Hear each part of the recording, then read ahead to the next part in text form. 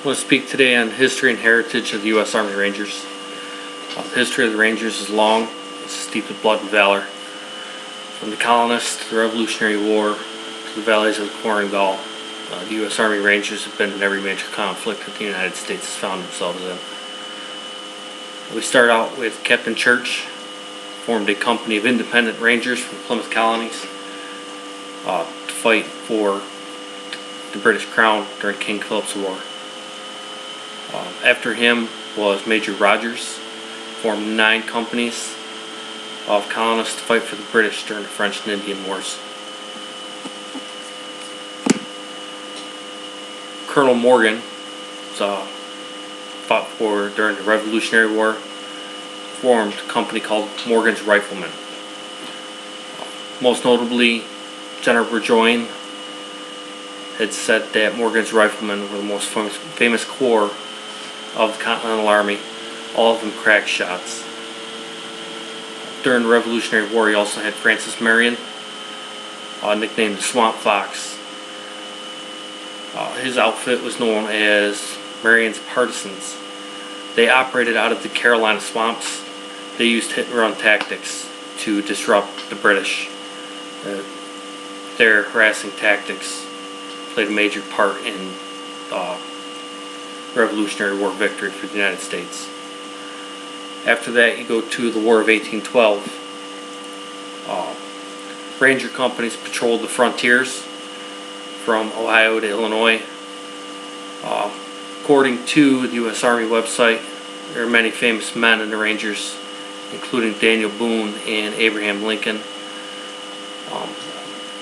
I think their labeling of these men Rangers had to do more of their long-range reconnaissance other than any special training. I couldn't find anything else on Abraham Lincoln saying that he was a Ranger.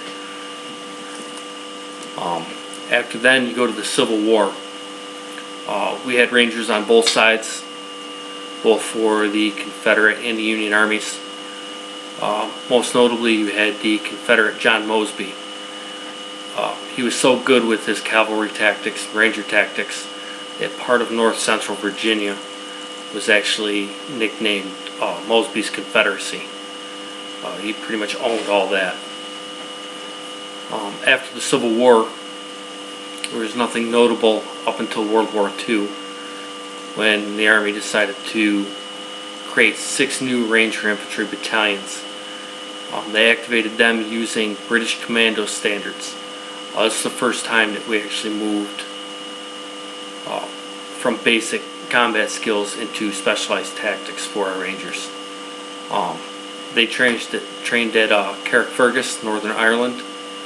The 1st Ranger Battalion participated in the North African landing in Nigeria. They participated in the Battle of El Gutter and all the Tunisian battles.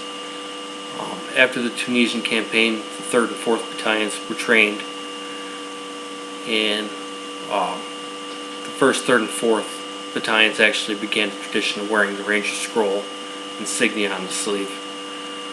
The 2nd and 5th Battalions actually took part in the landing at Omaha Beach on D-Day. Them 2 battalions were the ones that earned the motto, Rangers Lead the Way. The 29th Infantry commander said, we need to get our troops off the beach, Rangers lead the way. And they did so by actually taking the cliffs of Point du Hoc, giving the Allied forces a way off the beaches, and making D-Day a success. The 6th Ranger Battalion was in the Philippines, fighting from island to island against the Japanese. And it was actually the 6th Rangers that liberated over 500 American POWs from a Japanese POW camp on the Philippines. At the same time, during World War II, you had the 5307 Composite Unit, which was led by Frank Merrill. They're also known as Merrill's Marauders. They fought in Asia from Burma and China. They actually defeated the Japanese 18th Division, which was a division of veterans They're really tough. They liberated Burma, cleared the way for the construction of the Lido Road, which is a major supply route for Allied forces, leading up to an airstrip they actually used to help utilize their campaign. 1950, moved to Korea. The Army called for volunteers to be trained as airborne rangers. It was the first time they were actually designated as airborne. They had 5,000 men from the 82nd Airborne Division volunteer.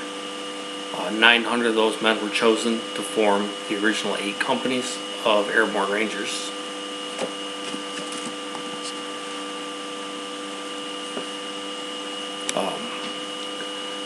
They were actually the first rangers in history to make a combat jump, and after the Chinese intervention, were the first Americans to recross the 38th parallel. After the Vietnam conflict, or during the Vietnam conflict rather, 13 companies were formed. They served primarily as long-range recon behind enemy lines. Moving to 1974, it's the first time that Ranger battalions were formed other than during wartime. Up until this point, Rangers were only formed during war and then disbanded shortly thereafter. So in 1974, the first first battalion-sized Ranger element was formed, and they were trained out of Fort Benning, Georgia. In 1983, the Rangers invaded Grenada to protect American citizens, and their effectiveness prompted the Army to activate another battalion and regimental headquarters in '84. They were officially redesignated as the 75th Ranger Regiment in 1986, and since then they have participated in everything from Desert Storm to Somalia, most notably dramatized by Black Hawk Down. They've also been involved in some of the fiercest ground combat in Iraq and Afghanistan. Most of this information came from the Ranger Handbook. It's used for training Rangers, and it was augmented by a history found on AKL.